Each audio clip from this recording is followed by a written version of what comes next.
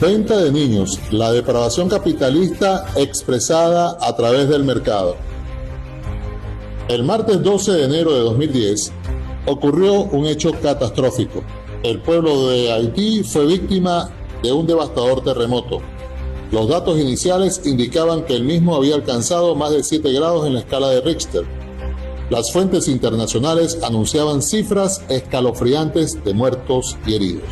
En principio, se indicaban más de 30.000 muertes y un número incuantificable de lesionados. Ante este impactante reporte, muchos deseaban que las cifras aportadas desde Haití fuesen sobreestimadas. Pero ocurrió exactamente lo contrario. Con el paso de las horas se recogían nuevas informaciones mucho más terribles que las recibidas inicialmente. Más de 50.000 muertos, luego más de 100.000.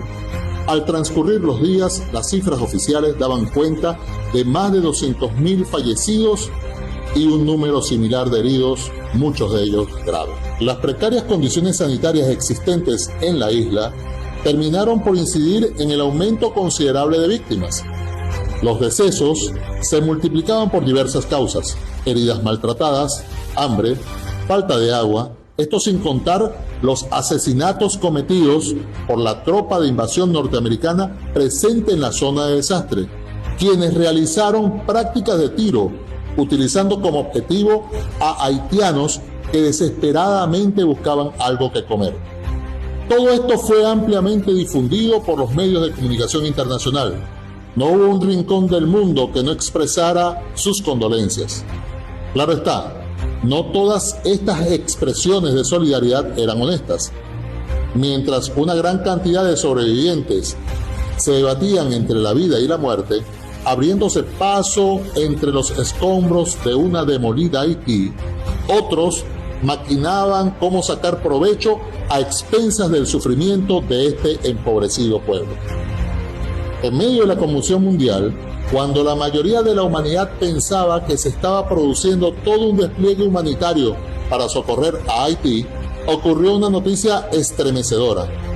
La policía haitiana capturó a 10 misioneros bautistas estadounidenses de la organización New Life Children Refuge, cuando pretendían cruzar la frontera hacia República Dominicana con 33 niños huérfanos. Los 10 estadounidenses, 5 hombres, 5 mujeres, fueron detenidos cerca de la frontera dominicana en compañía de los niños.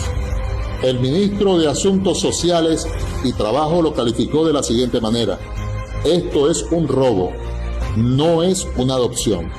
La reacción del complejo mediático no tardó en llegar. Uno de los misioneros capturados, el reverendo Clint Henry, declaró a CNN: estábamos tratando de ayudar a estos niños a empezar una nueva vida, y aseguró que su propósito era salvar a los niños que habían quedado huérfanos tras el terremoto y darles hogares temporales. Según Henry, sus intenciones eran honestas y puras. En la misma línea de justificación, otro misionero detenido, Paul Robert Thompson, afirmó: no sabíamos que lo que hacíamos era ilegal, no teníamos intención de violar la ley. Sin embargo, había un grave problema con las declaraciones hechas por los misioneros Henry y Thompson. Todo era falso. Ninguno de los infantes secuestrados eran huérfanos, todos tenían sus padres con vida. Incluso los niños dieron a las autoridades haitianas números de teléfono y direcciones donde ubicar a sus progenitores. Días antes de la captura de los misioneros norteamericanos, el Fondo de la ONU para la Infancia, UNICEF, había denunciado que tenía información donde se estimaba que 500.000 niños en Haití estaban expuestos a las redes criminales dedicadas a la comercialización de seres humanos. Por otra parte, el gobierno de Haití había informado que en la red de tráfico habían llegado a pagar 18.000 euros por un niño. En este teatro de la crueldad, según informes oficiales, el tráfico de personas es el segundo negocio ilícito más rentable después del narcotráfico en el mundo. Las Naciones Unidas calcula en más de 5 millones el número de mujeres con las que se trafica cada año. siendo 2 millones de ellas niñas obligadas a prostituirse. Un informe presentado ante la Asociación Internacional de Abogados, elaborados por Bruce Harris de Casa de Alianza, da cuenta de una entrevista hecha a una pequeña niña de piel bronceada, su nombre María.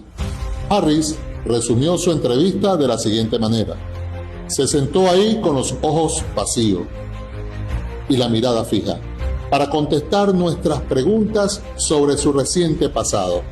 No queriendo recordar épocas más felices en su nativa Honduras, ella era forzada a tener sexo hasta 10 veces al día. María tiene tan solo 14 años de edad y es una esclava. Niñas como María son vendidas a burdeles tan solo por $200, engañadas bajo falsas ofertas de trabajo. Muchos países en el mundo son visitados frecuentemente con el objeto de hacer turismo sexual, ofreciendo infantes para satisfacer pervertidas fantasías.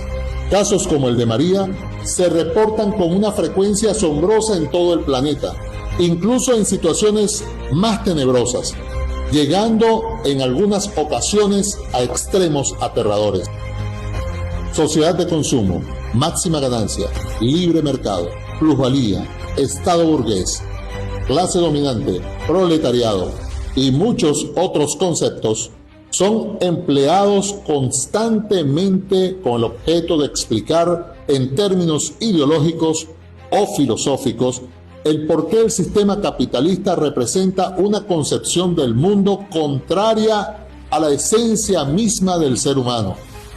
Pero hay que decir que la realidad supera con creces la imaginación de la mayoría. Muchos han desmenuzado al mínimo detalle las perversidades intrínsecas del capitalismo, exponiendo cómo la burguesía degrada al proletariado hasta convertirlo en una especie de raza subhumana, sin derecho incluso a la vida misma.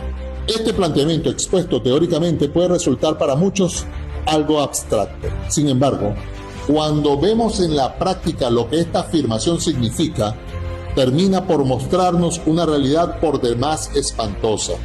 En el diario El Mundo de España apareció un artículo escrito por David Jiménez, donde da testimonio que en Bangladesh niños trabajan desde los 5 años bajo el sol, picando piedra. Algunos no son capaces de sostener el pico, entonces usan tubos para hacer el trabajo. Por cada 100 rocas que puedan picar, recibirán $0.50. Los policías están al tanto de la explotación que sufren, pero no los reportan porque saben que de esto depende la supervivencia de estos niños. Este estremecedor hecho, que algunos pudiesen considerar irreal, tiene su sustento en las cifras oficiales emitidas por la UNICEF, quien ya para 2010 estimaba que existían aproximadamente 246 millones de niños y niñas que trabajan. 171 millones los hacen en situaciones o condiciones de peligro, realizando trabajos forzosos en minas o manipulando productos químicos y pesticidas en tareas agrícolas o manejando maquinaria peligrosa. Kevin Bales, en su obra titulada La nueva esclavitud en la economía global, nos describe cómo en Tailandia, por el afán consumista, los padres se vuelven locos por comprar bienes de los que hace 20 años ni siquiera habían oído hablar. Con el dinero de la venta de una hija pueden comprar un televisor. Actos tan aberrantes como el anteriormente descrito tienen cabida en la lógica de una sociedad pervertida por el afán del consumo, donde todo es susceptible a ser parte de una operación de compraventa. Retomando la historia de los misioneros norteamericanos, el 3 de febrero de 2010, 3 semanas después del sismo, la Casa Blanca comunicó que Estados Unidos aumentaría en $1 millón los fondos que destina a la lucha contra el tráfico de niños en Haití. 2 días después, el viernes 5 de febrero, apareció una noticia que se reflejó así. El abogado defensor de los 10 estadounidenses capturados, Edwin Cook, dijo que pedirá la libertad provisional para sus defendidos, porque atraviesan una situación muy complicada en la cárcel.